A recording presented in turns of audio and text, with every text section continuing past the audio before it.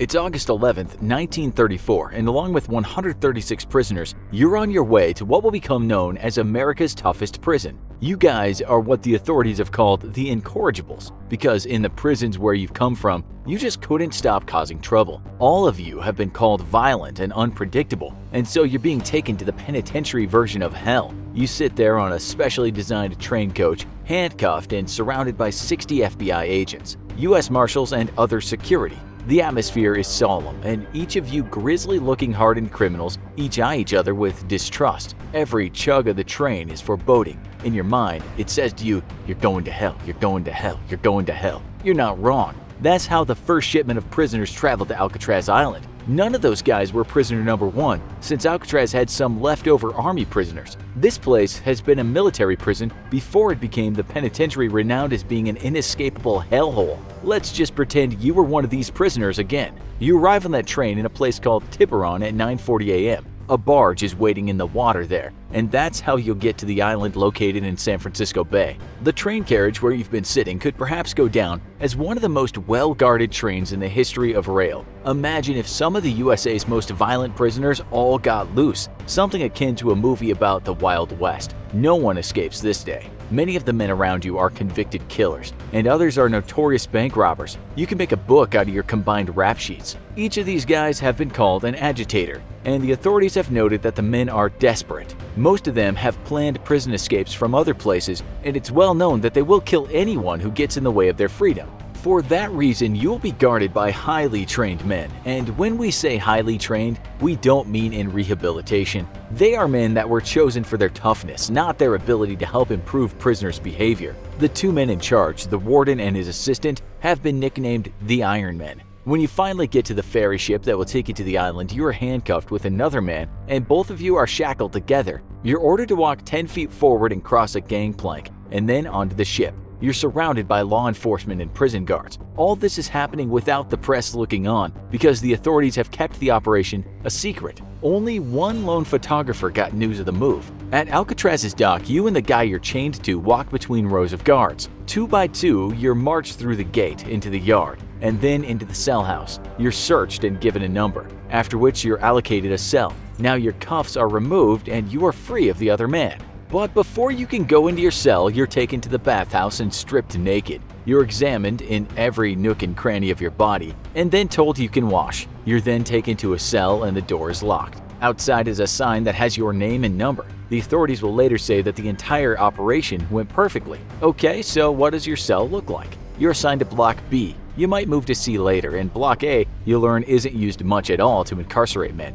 D Block is solitary, a segregation center where a prisoner can be locked up 24 hours a day. These cells are sometimes referred to as confinement chambers. You might get let out in the yard for an hour once a week if you get on the right side of the guards, but other than that, you face total isolation if you're sent there. So your cell in Block B is 5 feet by 9 feet. Proverbially speaking, if you were to swing a cat in there, you'd kill it. Inside that cell is a cot that you can sleep on, and it's made out of steel. It folds against the wall when not being used because there really isn't that much space in the cell. There's a steel shelf to sit on and a steel shelf to put things on. There's also a basin and a toilet. Everything you own when you first get into that cell is a toothbrush, some tooth powder, 2 towels, and a cup. There will be books to read, so you can fill that shelf at some point. You will be able to get visits if you're good, but only once a month and non-contact. If you fall sick, then there's a hospital in the prison. Over the coming year, some big names will arrive at the prison, including the man known as George Machine Gun Kelly. Others that arrive have been convicted of what the press call most atrocious crimes. Alcatraz is called the end of the line, the last resort. It holds formidable robbers and ruthless murderers, and it especially holds anyone who has tried to escape from another prison, or a prisoner that has hurt or killed a prison guard where he was housed. Maybe the most famous criminals to stay on the rock is the mafia crime lord Al Capone. He actually arrived shortly after you. So there you are, sitting in your cell. You receive a booklet, and it's called Regulations for Inmates USP Alcatraz. It tells you that what you have right now is what you're entitled to: the clothes on your back, the roof over your head, and some bathroom items. Anything else you might receive is a privilege, and to get more things you'll have to show good conduct and a good work ethic. You might even get some time taken off your sentence. But show bad conduct and the opposite might happen. You might lose privileges, get some time added on, or be sent to those isolation cells. This is nothing you haven't read before. In bold letters, the booklet tells you that there will be no trading, gambling, selling, giving, or loaning. They mean this too. You will work 5 days a week, 8 hours a day. The rest of the time will be recreation time and cell time. You can watch a movie twice a month, and if you show good conduct, you'll be able to go out to the yard and play handball. You're also told that this won't happen just yet, since your first 30 days will be spent in your cell. This is called the quarantine period. It doesn't sound too bad, only you guess the guards will be stricter. That is very true. You'll wake up at 7 a.m. and you'll be counted. You must be absolutely silent during this time or you'll be disciplined. This rule of silence will be the thing that gets to you the most, and the guards are serious about it. You might have your own cell, but the silence kills you. You can try talking through the toilet bowl, but that will get you in serious trouble. You can talk when you eat with the other prisoners. The food at least isn't that bad. In fact, you're quite impressed with the chow. For breakfast one day, you get oatmeal, milk, sausage, fried potatoes, toast, and coffee. For dinner, you get some bean soup, roast beef, and veg. For your supper, you get pork and beans, salad, more coffee, and bread. On another day, the breakfast is similar, but dinner consists of breaded cod, potato chowder, cabbage bread, and tea. For supper one evening, you get vegetable soup, spaghetti and meatballs, fruit pudding and bread. They even throw in some spiced apples. What's going on? You're eating better than you did on the outside, and a lot better than the many Americans living in abject poverty. In the years to come, the delicious food at Alcatraz will become legendary, and it'll make any prisoner in the present day wish he was taken back in time as he chows down on his single slice of moldy bread and dubious slop filled with mystery meat and gristle. At Alcatraz, the wardens believe that healthy food and tasty food will lead to good behavior and cut down on violence. 3 good meals a day should keep the prisoner in good physical and mental health. You are what you eat, and your warden believes slop doesn't align with good behavior. Alcatraz is quite progressive in this respect. Okay, so you've got your pounded beef steak with gravy and mash, and you're not going to complain about that. The silence thing gets to you, but as you follow all the rules, you at least get time on the yard and books to read. It's a bit cramped in the cell, but at least you don't have to share with a man who has a history of atrocious violence. What can go wrong? Well, that routine is so strict that it can feel oppressive. It's final lockup at 4:50 p.m. and lights out at 9:30 p.m. And until the next day, you're not supposed to make a sound.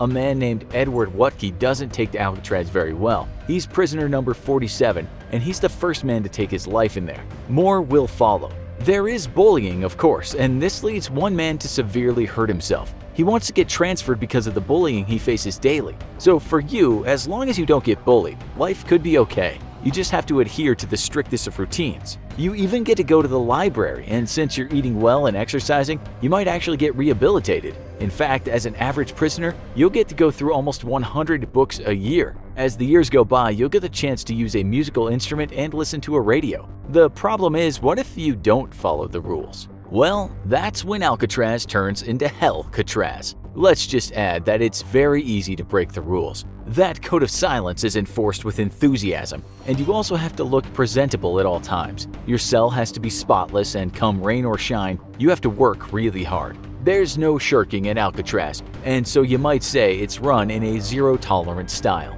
Now, with that in mind, the place is full of notorious criminals with problems of self-control. Things can go wrong. Let's say one day you just can no longer cope with the oppressive rules and you start talking at night and not cleaning your cell. You're sent to isolation, and then you do the same again. You hit out at people and talk back to guards. That's when you go to D block and get put in one of the cells from 9 to 14. This is known as the hole, and before you get thrown in there, you're stripped naked and beaten. The guards will come back and torture you now and again. You lie on a cold concrete floor and there is no light that comes into the cell. You can shower once a week, and you might get out in the yard for an hour in the week. The rest of the time is spent in that cold, dark cell, being treated worse than an animal. You're given no toothbrush or soap to clean yourself. At one point, a guard throws cold water on you. The cell stinks like a sewer, too, and you can forget about that tasty food. You're given 4 slices of bread a day, and then once a week you get a proper meal. In conclusion, Alcatraz is a foreboding place just to look at, and it comes with ruthless men who might bully and kill you. The food is good, but some men just can't cope with the rules. This is what one of your fellow inmates says about that. Men go slowly insane under the exquisite torture of restricted and undeviating routine. Men crack, and then they're punished, sometimes severely, and this happens a lot. The question is, will you crack or will you get through it? Maybe you could have survived Alcatraz, but now we have another challenge for you, and that's to go watch this other great episode of the Infographics Show. Or if you're not up for the task, then try out this other episode.